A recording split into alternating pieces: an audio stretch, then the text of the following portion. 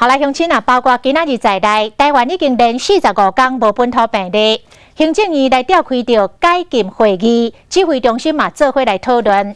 若是到6月初7，台湾拢无本土病例，就要来大解封，还搁做人流的管制。若指挥官陈时中就广播节目讲，这个防疫新生活毋是暂时的哦，是要甲内化变做生活一部分。这个防疫的新生活，若做了好，边境的开放才会当愈开愈多。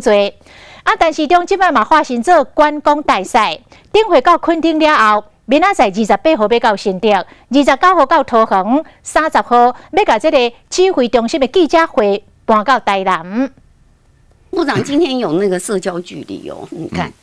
咱着中央流行疫情指挥中心指挥官陈时中去上广播节目，即马疫情无遐尼严重啊，指挥中心正式宣布6月初7大规模解封，座位全部照着座位坐。那自由坐也可以卖，但是要卖到说有点像超卖这样子哈，上面要站的人，那一定要有一个相关的配套。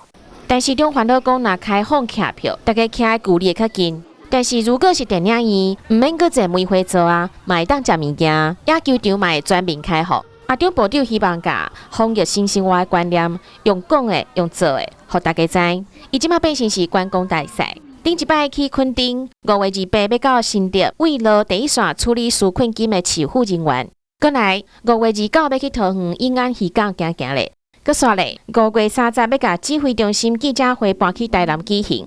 一方面在防疫，那防疫这样一个情况之下，好，那也带来大家很多的苦闷，好，那地方若有希望我去，若大概有欢喜，按得来嘛，哈，当然若无欢喜，按得唔通来啊。